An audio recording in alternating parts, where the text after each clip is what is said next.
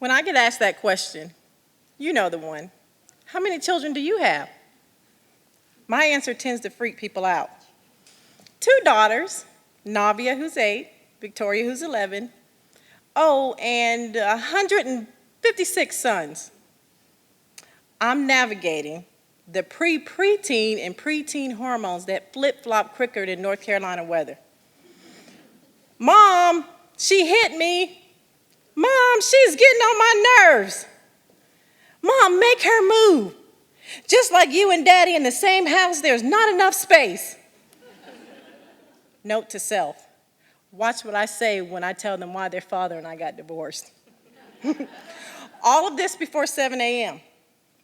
Like all working single moms, my kids have to go to their school before I go to my work, standing in front of a classroom filled with your children. 7:30 a.m., staff meeting. That really could have been an email. 8:30 a.m., the last of my 23 fifth graders wanders into the class, well-rested, bellies full of a nutritious breakfast, homework completed, permission slip signed. What, you don't have a job fantasy? 3:45 p.m., the dismissal bell rings, and the last child leaves my classroom they've kept neat and orderly throughout the day. Or not, but you know the fantasy.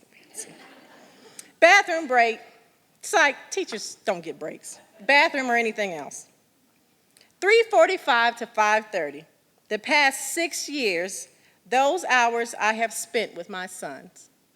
47 of them at a time. Almost 5 dozen, energetic and smelly. That smell, y'all, there is no earthly description of preteen puberty boys. The 4th and 5th grade boys that I've spent my day with spent their day sitting at a desk. And now they just really want to play basketball and eat a snack. They don't mind extending their day because at Men of Honor, they know they'll get food, help with homework, and be safe from the streets. Instead of just socializing and running around, though, we talk about drugs and respect for themselves, their teachers, their families.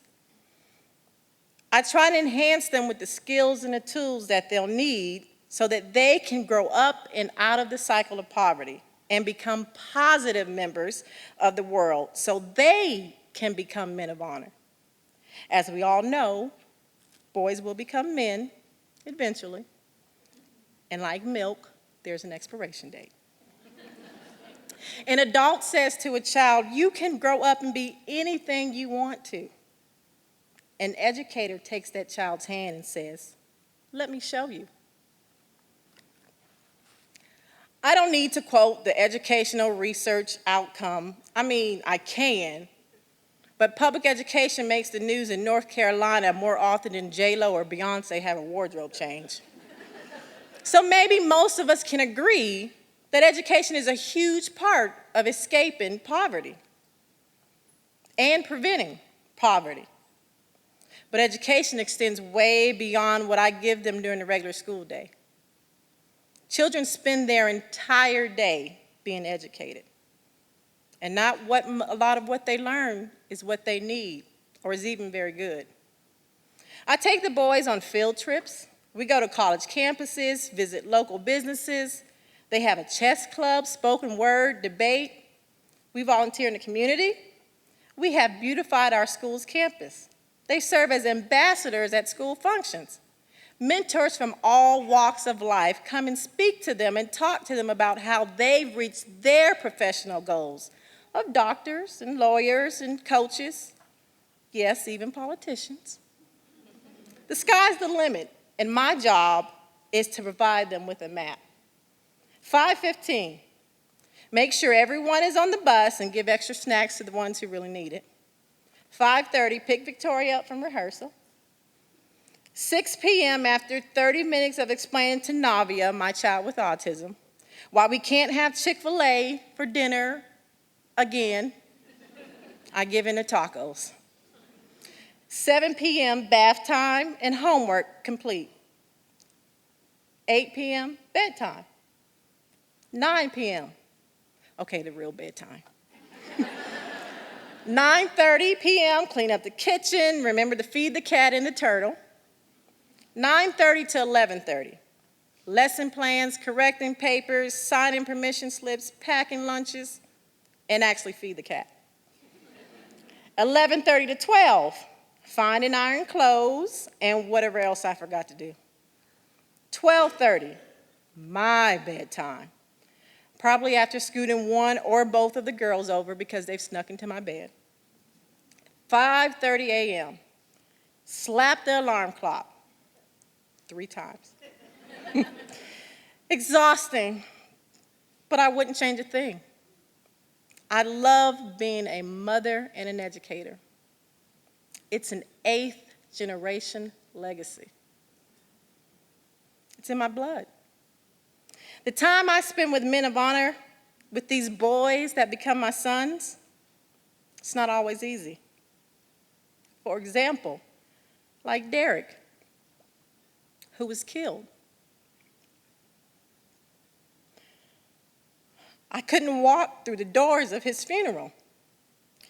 I felt the failure of not being able to catch him in enough time so he could see what I saw, his beautiful potential. Then there's Jalen, who turned his whole perspective around just to come to the group.